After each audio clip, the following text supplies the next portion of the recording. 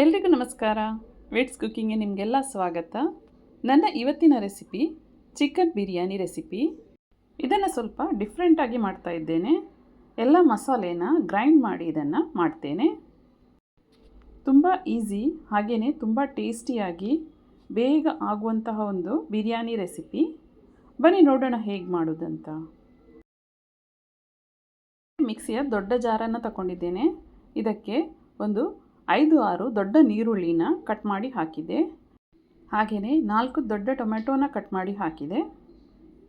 ಒಂದು 20 ಬೆಳ್ಳುಳ್ಳಿ, ಒಂದು ದೊಡ್ಡ ತುಂಡು ಶುಂಠಿನ ಹಾಕ್ತಾ ಇದ್ದೇನೆ. ಹಾಗೆಯೇ ಒಂದು ಅರ್ಧ ಬೌಲ್ನಷ್ಟು ನಾನಿಲ್ಲಿ ಮೊಸರನ್ನ ಹಾಕಿದೆ. 2 ದೊಡ್ಡ ಚಮಚ ಕೆಂಪು ಮೆಣಸಿನ ಪುಡಿ, 2 ದೊಡ್ಡ ಚಮಚ ಕೊತ್ತಂಬರಿ ಜೀರಿಗೆ ಪುಡಿ, ಅರ್ಧ ಚಿಕ್ಕ ಚಮಚ ಅರಿಶಿನ ಪುಡಿ, 1 ದೊಡ್ಡ ಚಮಚದಲ್ಲಿ ಶಾಹಿ ಜೀರನ ಹಾಕ್ತಾ ಇದ್ದೇನೆ.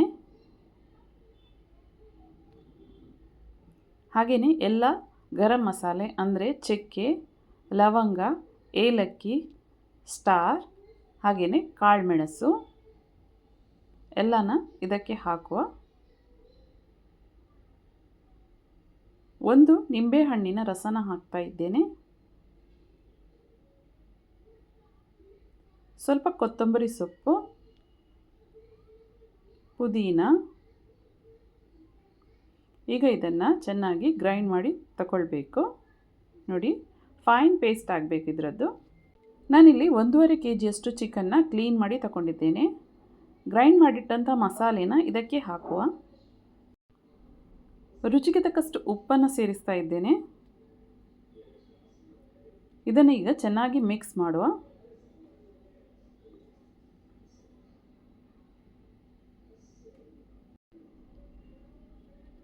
ಈಗ ಇದಕ್ಕೆ ಮುಚ್ಚಳ ಇಟ್ಟು ಸ್ವಲ್ಪ ಹೊತ್ತು ಮ್ಯಾರಿನೇಟ್ ಆಗಲಿಕ್ಕೆ ಇಡಬೇಕು. ನಾನಿಲ್ಲಿ 1 kg ಬಾಸ್ಮತಿ ರೈಸನ್ನು ತಗೊಂಡಿದ್ದೇನೆ. ಇದನ್ನು 3-4 ಸಲ ನೀರು ಹಾಕಿ ಚೆನ್ನಾಗಿ ತೊಳೆಯುವ.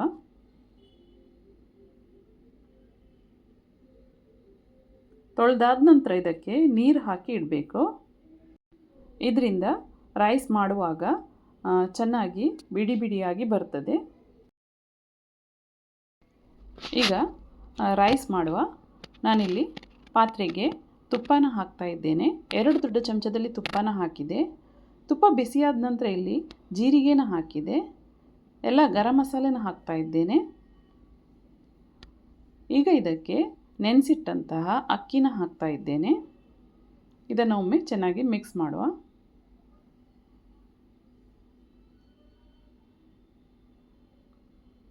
ಈಗ ಇದಕ್ಕೆ ನಾನಿಲ್ಲಿ ಬಿಸಿ ನೀರನ್ನು ಹಾಕ್ತಾ ಇದ್ದೇನೆ. ಅಕ್ಕಿ ಎಲ್ಲ ಮುಳುಗುವಷ್ಟು ಬಿಸಿ ನೀರನ್ನು ಹಾಕಬೇಕು. ಈಗ ಇದಕ್ಕೆ ರುಚಿಗೆ ತಕ್ಕಷ್ಟು ಉಪ್ಪನ್ನು ಹಾಕ್ತಾ ಇದ್ದೇನೆ. ಒಮ್ಮೆ ಮಿಕ್ಸ್ ಮಾಡುವ. ನೀರೆಲ್ಲ ಇದರಲ್ಲಿ ಡ್ರೈ ಆಗಬೇಕು. ನೋಡಿ, ನೀರು ಡ್ರೈ ಆಗ್ತಾ ಬಂತು. ನೋಡಿ, ಅಕ್ಕಿ ಸಹ ಬೆಂದಿದೆ. ಜಾಸ್ತಿ ಬೇಯಲಿಕ್ಕೆ ಬಿಡಬಾರ್ದು.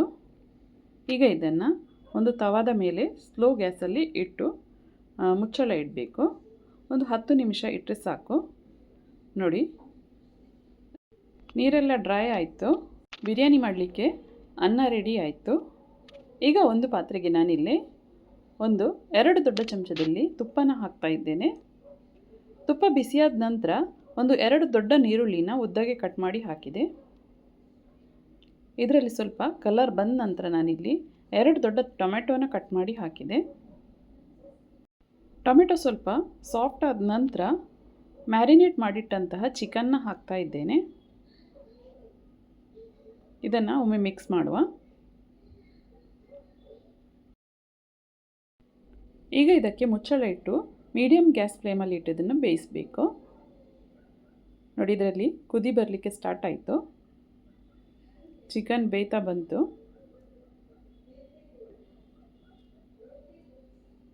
ಈಗ ಪುನಃ ಇದಕ್ಕೆ ಮುಚ್ಚಳ ಇಟ್ಟು 2 ನಿಮಿಷ ಇದನ್ನು ಬೇಯಿಸ್ತಾ ಇದ್ದೇನೆ. ಈಗ ಚಿಕನ್ ಎಲ್ಲ ಚೆನ್ನಾಗಿ ಬೆಂದಿದೆ. ನಾನಿಲ್ಲಿ ಬೇಯಿಸಿಟ್ಟಂಥ ಬಾಸ್ಮತಿ ರೈಸ್ನ ಮೇಲಿಂದ ಹಾಕ್ತಾ ಇದ್ದೇನೆ. ಇದನ್ನು ಲೇಯರ್ ಕೂಡ ಮಾಡಬಹುದು. ನಾನಿಲ್ಲಿ ಲೇಯರಲ್ಲಿ ಹಾಕ್ತಾ ಇಲ್ಲ, ಡೈರೆಕ್ಟಾಗಿ ರೈಸ್ನ ಹಾಕ್ತಾ ಇದ್ದೇನೆ. ಮೇಲಿಂದ ಸ್ವಲ್ಪ ಫ್ರೈ ಮಾಡಿದಂತಹ ನೀರುಳ್ಳಿ, ಕೊತ್ತಂಬರಿ ಸೊಪ್ಪು, ಪುದೀನ ಸೊಪ್ಪು, ಸ್ವಲ್ಪ ಫುಡ್ ಕಲರ್, ಇದು ಆಪ್ಷನಲ್, ಮೇಲಿಂದ ಸ್ವಲ್ಪ ತುಪ್ಪ, ಹಾಗೆಯೇ ರೋಸ್ಟ್ ಮಾಡಿಟ್ಟಂತಹ ಬೀಜನ ಹಾಕ್ತಾ ಇದ್ದೇನೆ. ಈಗ ಇದರ ಲಿಡ್ ಕ್ಲೋಸ್ ಮಾಡುವ. ಈಗ ಇದನ್ನು ಒಂದು ತವದ ಮೇಲೆ ಇಡಬೇಕು. ಹೀಗೆ ಇಟ್ಟು ಇದನ್ನು ಒಂದು 10 ನಿಮಿಷ ದಮ್ಮಲ್ಲಿ ಇಡಬೇಕು. ನೋಡಿ, 10 ನಿಮಿಷದ ನಂತರ ಬಿರಿಯಾನಿ ರೆಡಿ ಆಯಿತು. Yummy tasty chicken biryani ready ಆಯಿತು. ನೋಡಿ, ಅನ್ನ ಕೂಡ ಚೆನ್ನಾಗಿ ಬಿಡಿ ಬಿಡಿಯಾಗಿ ಬಂದಿದೆ.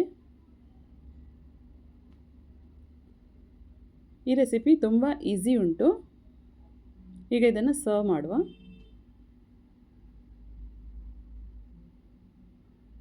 ಇದನ್ನು ಸಲಾಡ್ ಒಟ್ಟಿಗೆ ಸರ್ವ್ ಮಾಡಬಹುದು. ತುಂಬ ಈಸಿ ರೆಸಿಪಿ. ನೀವು ಟ್ರೈ ಮಾಡಿ. ಇಷ್ಟ ಆದರೆ ನನ್ನ ಚಾನಲ್ನ ಲೈಕ್, ಶೇರ್ ಹಾಗೂ ಸಬ್ಸ್ಕ್ರೈಬ್ ಮಾಡಿ.